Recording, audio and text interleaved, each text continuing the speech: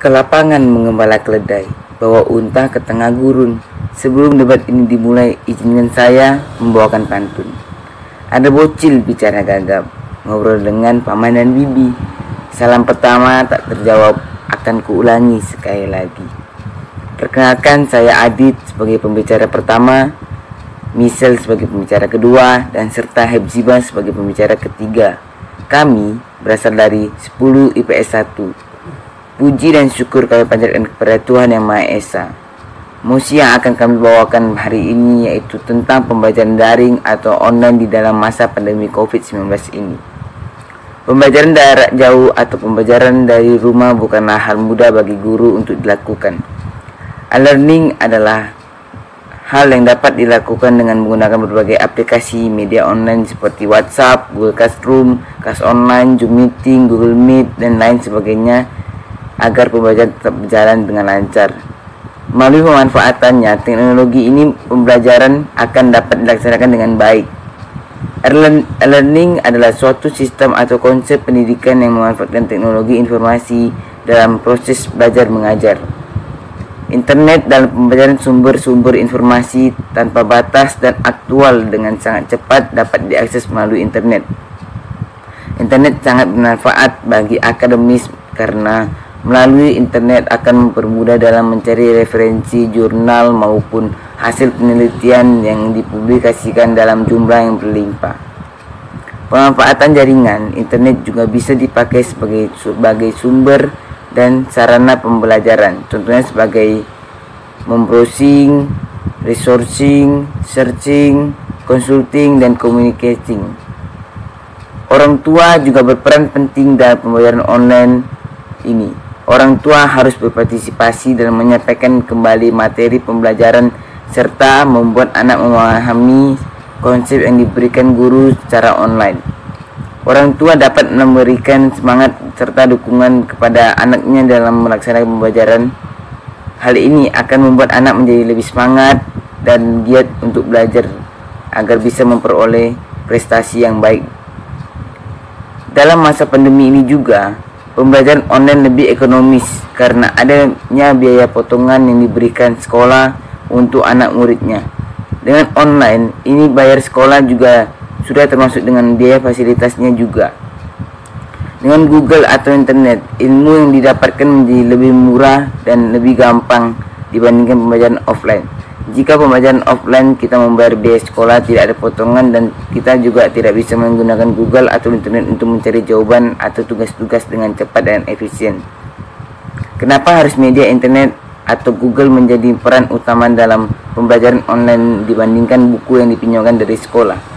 Karena dalam pembelajaran online ini semua itu menjadi lebih gampang dan tidak perlu sulit-sulit untuk mencari referensi ataupun jawaban serta lebih cepat dan tidak memakan memakan waktu yang banyak seperti membuka buku dan mencari halaman buku tersebut. Di zaman sekarang, pembelajaran zaman ini juga membuat biaya cetak buku atau kertas menjadi lebih mahal. Sedangkan dengan internet, harganya lebih ekonomis dan lebih cepat menjangkau jawaban atau referensi-referensi dalam belajar, ditambah dengan internet menjadi lebih efisien penggunaannya. Jika terus-terusan mencetak buku juga atau kertas, itu akan membuat dampak pohon menjadi semakin menipis. Jadi gambaran dari semua inti penjelasan ini adalah COVID-19 adalah penyakit yang sangat berbahaya. Penyakit ini sudah banyak memakan korban, maka dari itu ikutilah aturan yang sudah diberikan oleh pemerintah agar kita aman dan dijauhkan dari wabah penyakit COVID-19. Wabah COVID-19 sangat berpengaruh di bidang pendidikan sehingga semua murid di Indonesia belajar secara daring atau online di rumah masing-masing. Bagi saya, pembelajaran daring ini lebih aman dan dijauhkan dari wabah COVID-19 karena masing-masing murid belajar di rumah masing-masing dan tidak berinteraksi dengan guru ataupun teman secara langsung seperti sekolah offline biasanya. Dalam pembelajaran daring ini, hal yang benar-benar harus diperhatikan adalah jaringan atau internet, karena itu adalah faktor utama agar pembelajaran daring ini dapat terjadi dengan baik dan benar dan tidak ada kendala sedikit pun. Sekian dari mosi yang saya sampaikan tentang virus wabah COVID-19 ini. Jika ada salah kata-kata, saya meminta maaf. Dan sekian, terima kasih banyak. Shalom bagi kita semua. Di sini saya akan menambahkan paparan yang sebelumnya sudah disajikan oleh rekan saya mengenai penggunaan media internet sebagai sumber utama bahan belajar bagi siswa dan siswi. Penggunaan teknologi di internet dalam bidang pendidikan bukanlah sesuatu hal yang baru. Informasi yang deras masuk di Indonesia telah membawa teknologi baru yang dapat mengubah sistem pendidikan Indonesia dari cara lama menjadi lebih modern. Teknologi-teknologi tersebut dapat memudahkan lagi dalam pembelajaran di Indonesia dalam hal menikmati pendidikan. Hal ini terjadi karena dengan sifat dan karakteristik internet yang cukup khas, sehingga diharapkan bisa digunakan sebagai media pembelajaran sebagaimana media lain telah dipergunakan sebelumnya seperti radio, televisi, dan CD atau ROM interaktif dan lain-lain.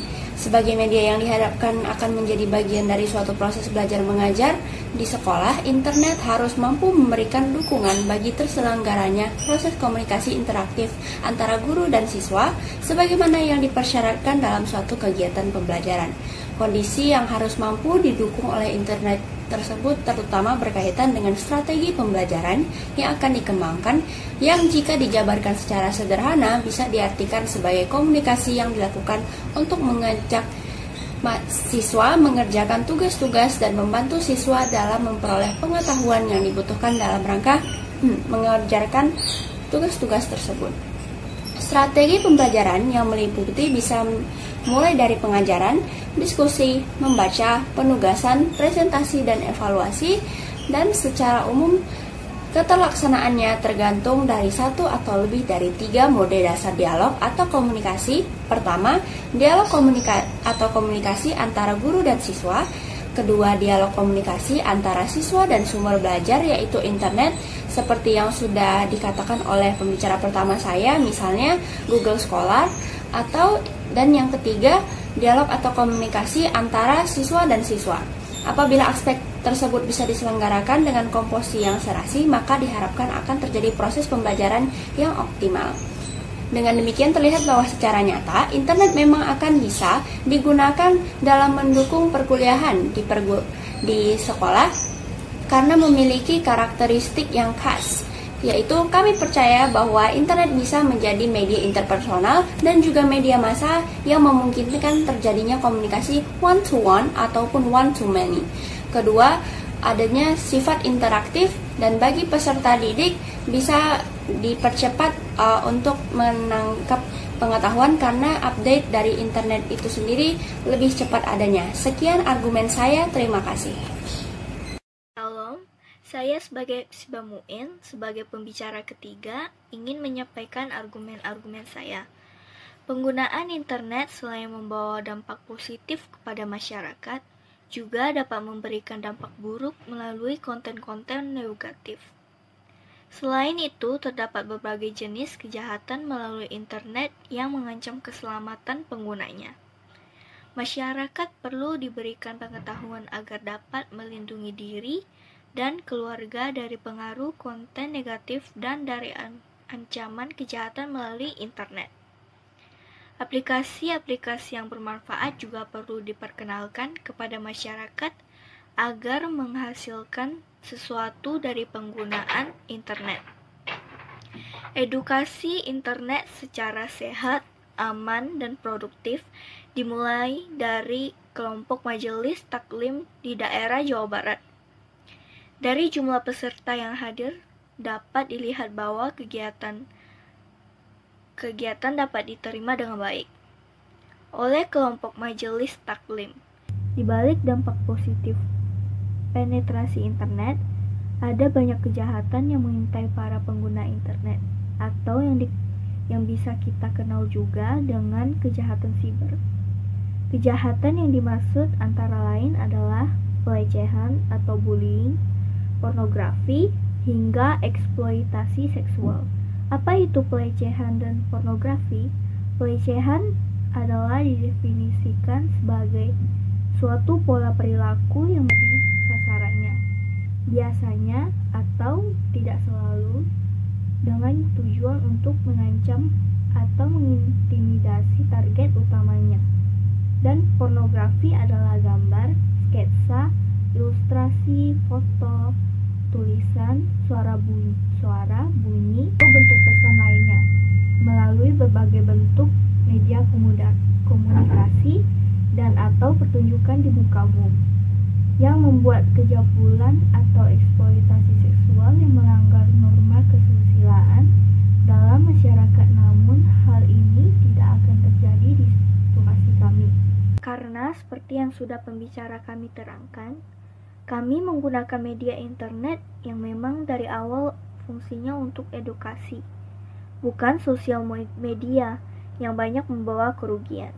Edukasi diambil dari bahasa Inggris, yaitu education, atau bisa disebut dengan pembelajaran pengetahuan, keterampilan, dan kebiasaan sekelompok orang yang diturunkan dari suatu generasi ke generasi berikutnya melalui pengajaran, pelatihan, atau penelitian.